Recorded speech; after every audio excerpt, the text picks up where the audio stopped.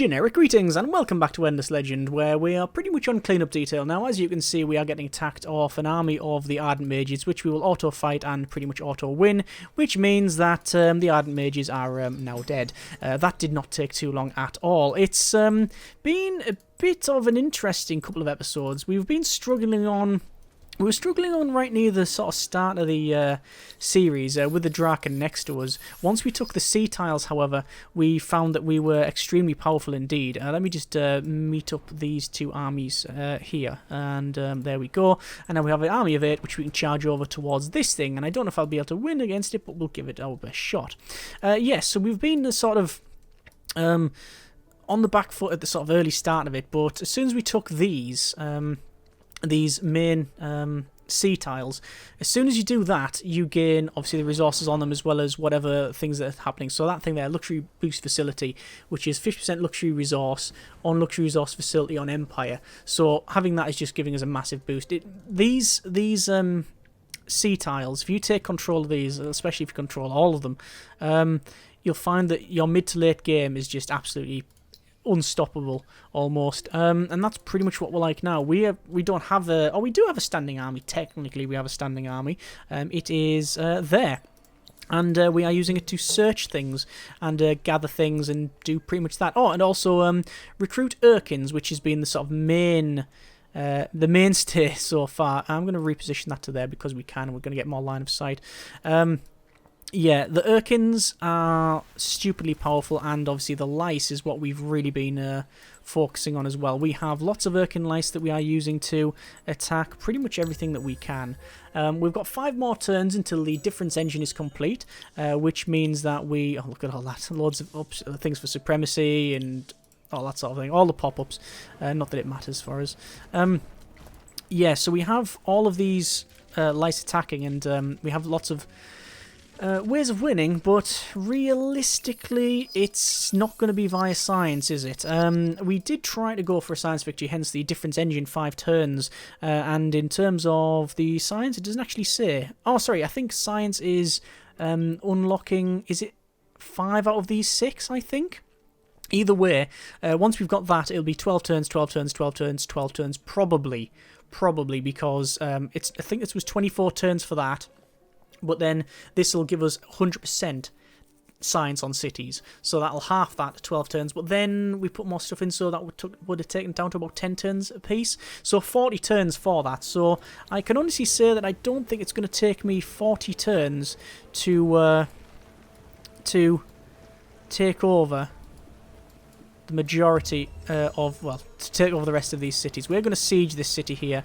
There's only 2 units in it. We don't know what else is here, you understand, but we're going to put these units in and around.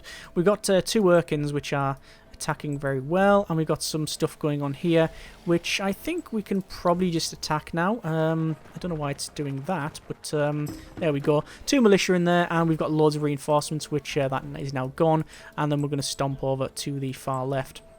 A lot of these Urkin lice are some of the original. Oh, they have their... I've just bumped into their army. Can you see that? That's their army. So it's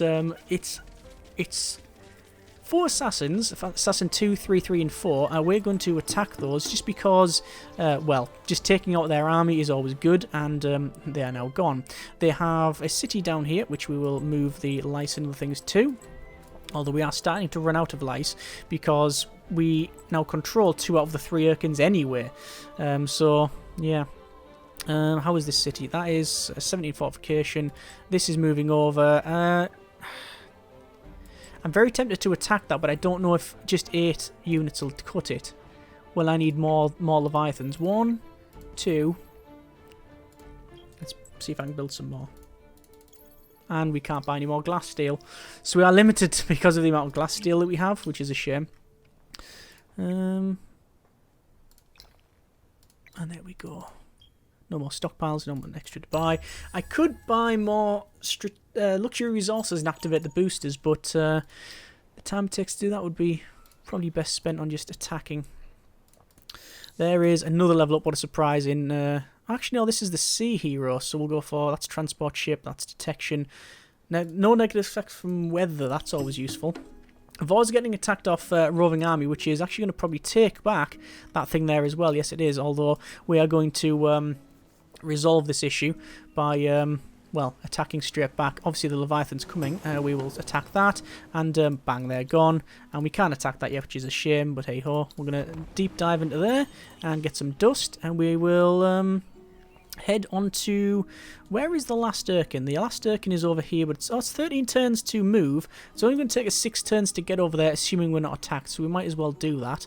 And sadly, I'm just going to attack this one, because although they've got good fortification... they don't have much attack, so it won't really matter. So we're just going to bring all of these right down. You can see the speed of these is absolutely shocking. And this is, I don't know if that's their main city. It's not their main city, but it's a fairly big city. But we'll start sieging that because we can. Hero will search that. Then go in the centre.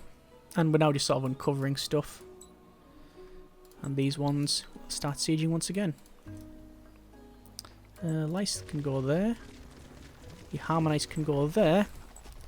I'm going to bring the rest of the lice up the top. Look at the speed of those lice. That's crazy. Actually, that's orcs as well. This is their main city. Okay. Well, we've already defeated one army, and we know that another army is back over somewhere. There is probably their main army attacking me. We'll auto-fight because it says we're going to win. I wouldn't have thought I wouldn't have thought that would have been a win. But anyway. You win some, you lose some. This city is getting assaulted very heavily. Actually go the other side. So it looks like that was over here. I'm going to attack there. Oh, I was going to say I was going to attack them, but they're attacking up top there. That's gone. Let's attack them. Slowly chipping away at them. And there you go. There's no reason not to just keep attacking with them. The units are essentially free. I pay for the upkeep, you understand, but that's it. This has got no people in it as well. And there you go. They're actually killing themselves by doing that because they're destroying all their militia. Not that they have much choice. Not that there's really any better solution to the problem. Let me teleport over to there just to oversee proceedings. Can that Urkin shift? It can't. It's got one more turn remaining. And I think this is their last city. I don't think there's another city, but it does have 4 militia there, I think. Actually, I don't know what it has. It has 4 units, I know that. You're victorious. That's it. That's gone. I don't know why it ended so quickly. I thought we would need to take that out. Oh! No, we've won because we've taken over their capital. But I thought their capital would move. Either way, Morgawa has achieved victory supremacy. Let's check the score screen. So, overall score, you can see... Actually, you can't see because it's underneath here. But we were never really on top for a long time. In fact, until about turn... Well, it was turn, looks to be about 65-70. We didn't even jump up any great amount here. Looks like the Draken completely... Oh, looks like, yeah. For a start, I think we can really rule out this AI. This AI, the Ardent Mages, I don't know if we ever saw them all in one city, but they've been bottom since the game began, practically. We can see that the Draken, which were red, they were keeping up with us, but they sort of stagnated a bit, and that's because there was nowhere else for them to expand, and they never really went across the sea, and if they did, we were attacking a lot of ships. Same for the rest of them, really. The Wild Walkers did have a decent game, and we'll go up to there, and you can see that actually the Forgotten were also keeping up as well and doing quite well. In terms of military, we were never really on top until we started buying out the Urkin Lice, in which case, woomph, there you go, straight up. Expansion,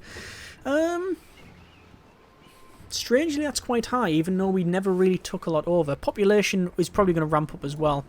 Research, even though we put a lot of stuff into research, we always had a couple of people in research, it was never really going right up. So even though we're sort of double here, we put our entire empire into it. So we're actually quite low on research when you compare it to other stuff.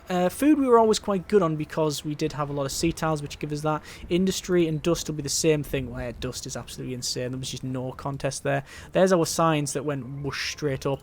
Influence, we didn't really get much influence until about 2/3 of the way through, I think, because we got a couple of city improvements and stuff.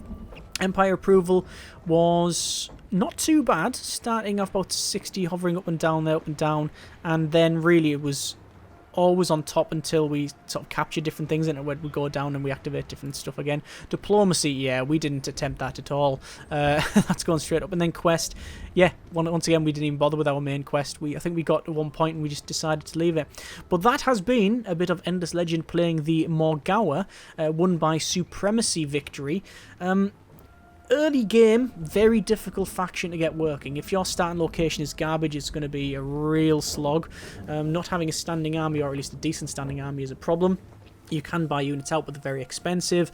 However, controlling the seas and taking those citadels gives you a huge advantage mid to late game. So, yeah, that's really what they're focused on. Interesting trying them out. I've been wanting to do a proper Tempest and Morgawa playthrough for quite some time because they're just different from the other stuff, and glad we did. No, it's not a massive, hugely popular series, but if you've been watching and listening to this, then obviously you have.